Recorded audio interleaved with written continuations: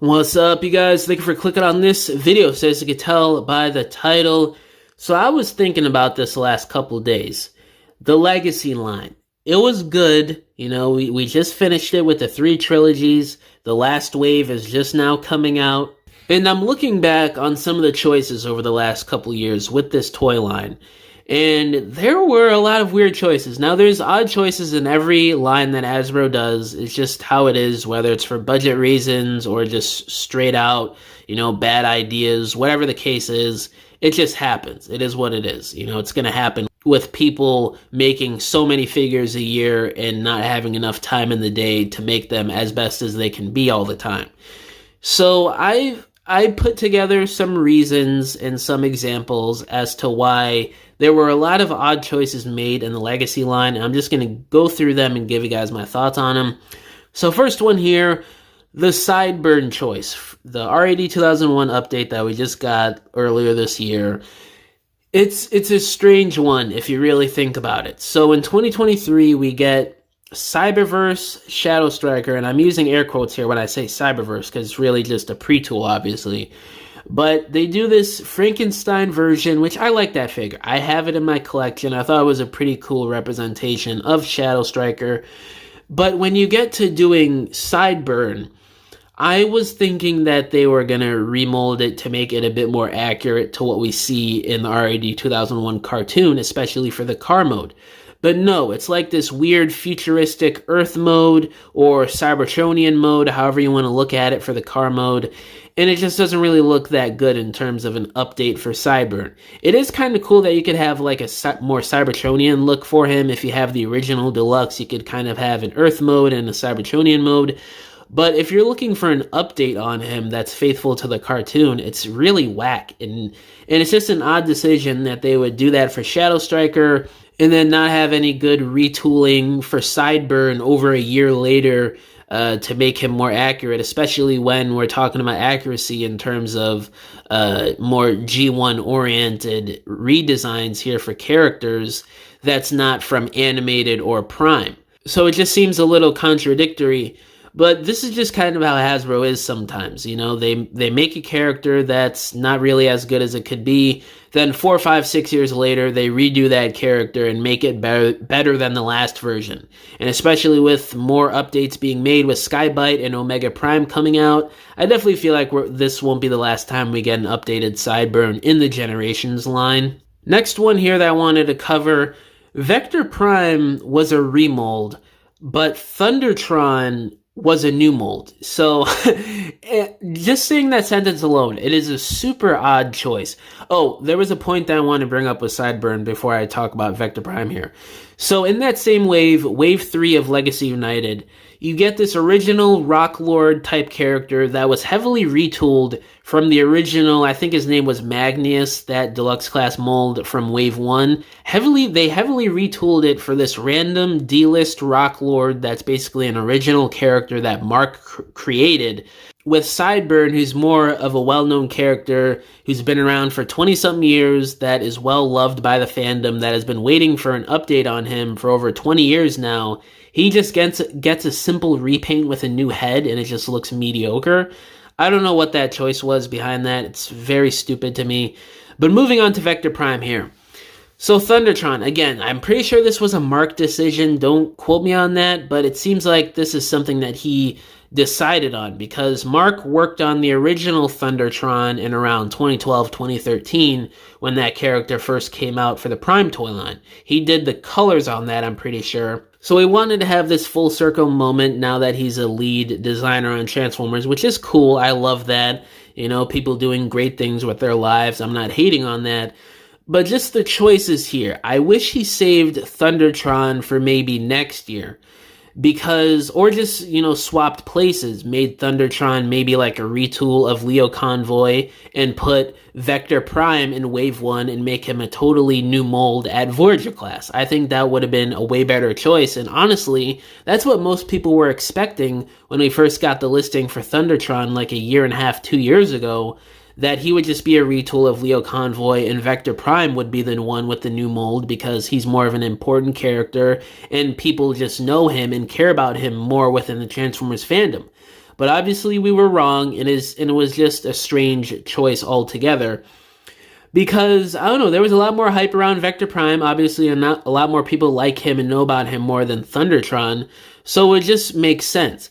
But Mark, he wanted to do his own thing, and I don't think it was a good idea. Making Vector Prime a J-Axis retool, it really just ruined his design, it ruined the chances of the figure being good. And, Thundertron was a great figure, a lot of cool accessories and features with those shoulder cannons, the blades and stuff. But in terms of a character getting redone, I would much prefer them showing more love and budget to a character like freaking Vector Prime, who has such a badass design, such a cool character, and a really pivotal plot point within the Transformers universe, and specifically in the Unicron trilogy even, to like this random D-list character from a line continuity that didn't appear in any form of media outside of, I think, like a book, and he had like a background character in a comic book at one point too, I think.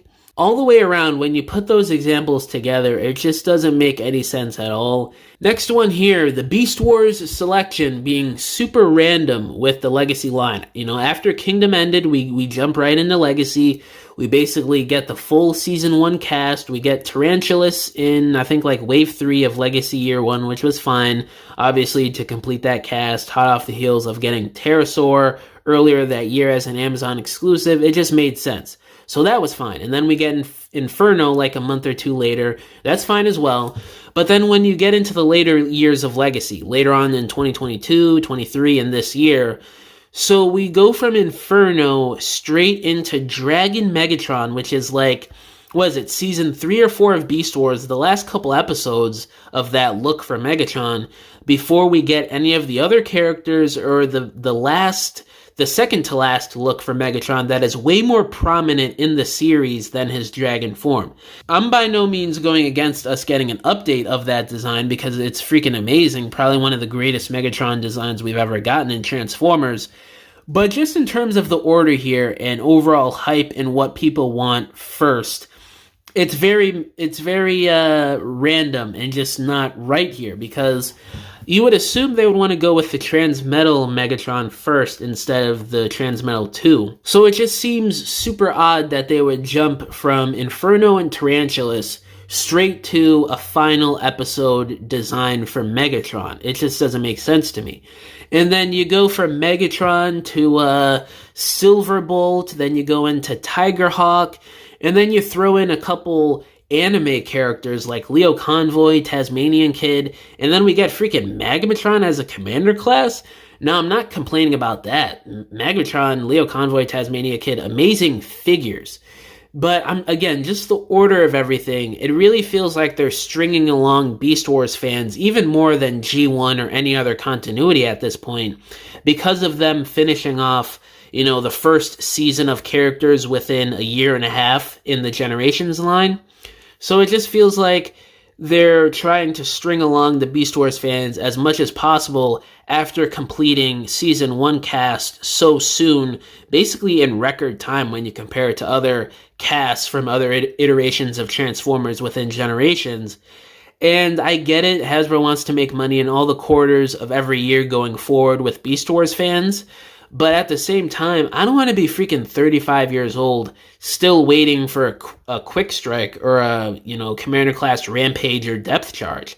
I want to get these characters rolling. I want to get the ball rolling here. I want to get my cast complete in the modern era with good articulation and engineering and not having to rely on figures from 30-something years ago that are really outdated and becoming brittle as the years go on. It just doesn't make sense to me. Next decision here, G2 Optimus Prime. Now this figure has been widely hated on in terms of the molding from the fandom. Now there are some people that like it. I think it's a decent mold. I have the Toxitron version because I was just in absolute awe that we finally had a Toxitron released in the mainline after him being canceled in 2004, 20 years ago. So I just had to get Toxitron. I love the character and I love the history behind it, and it's just a great design.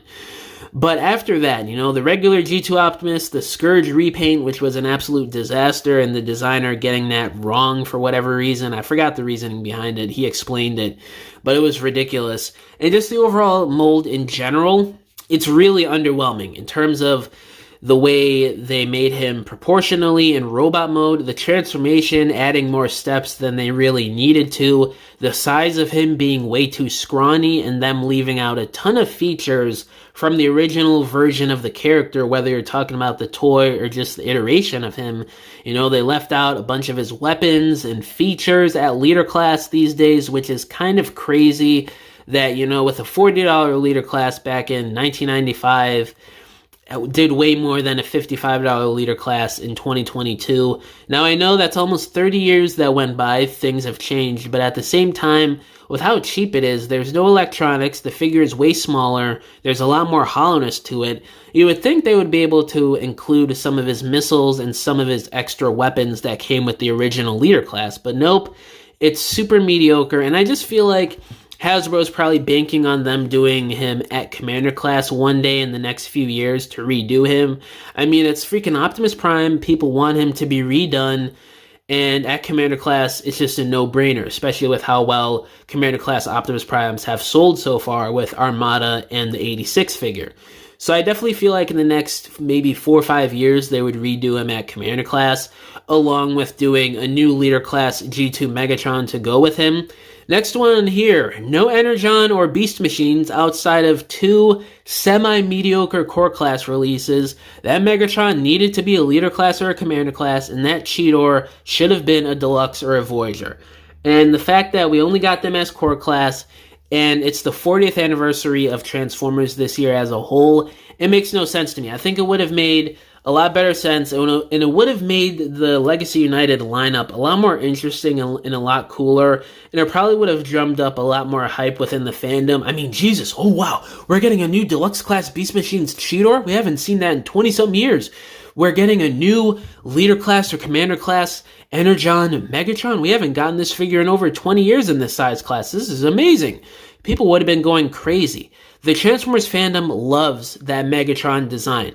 No matter what people think of the cartoon, it being widely hated, people love that Megatron design. It's probably some of people's favorites. And seeing him at leader class, it probably would have sold even more and even better than the core class release, which is selling pretty well from what we could tell online. And Cheetor, you know, people don't really like the Kingdom Deluxe Cheetor, and I think they really could have done a better design here at either Deluxe or Voyager to kind of, you know, sweeten it a little bit and make people a lot more hyped for either a Transmetal Cheetor or just redoing a Season 1 design of Cheetor in the future. And I think that would have, you know, teased people a bit more and got people more hyped for those redos when you see how good they potentially could do a Beast Machines figure at Deluxe or Voyager. But no, they totally missed the mark. They probably didn't even think of that. And here we are with 2 mediocre core class figures that shouldn't even exist in the first place. It just really sucks to me, especially with it being the 20th anniversary of Energon this year. And the last reason here, all these Armada characters we've gotten in Generations, and barely any of them coming with their minicons outside of a random Shattered Glass repaint with Wheeljack and a random Power Links HasCon exclusive repaint for Hot Shot a year and a half ago. It's really dumb. I just don't get it. And, you know, leaving out the main feature of Armada that makes these characters unique in the first place is just super dumb. And they're not even just doing it with Armada. They did it with Cybertron Metroplex, which is a $200 Titan class figure. And those figures usually have minifigures. Same thing with Tidal Wave. He didn't come with his minicon at $200, and he's a lot smaller than a lot of the Titan class figures that came with minifigures, and he's a lot more simpler than those figures too. So it just points to them making Titan class a lot cheaper and just the budget going down for those $200 figures, which is why we're seeing the size class getting smaller and cheaper, because it's just getting too expensive at this point for customers to consume a $200 figure that's getting smaller, simpler, and coming with less. So to make it seem like you're getting more, they lower the price and they make the figure a bit smaller, and they pack in a lot more accessories to make up for it, to make it seem like you're getting a lot more for your value. Which I get it, it's cool, I like the new Star Convoy, but I just really hope we start seeing these mini-cons, man. Whether it's a pack or a core class, whatever happens, we just need them bad at this point, especially for Armada.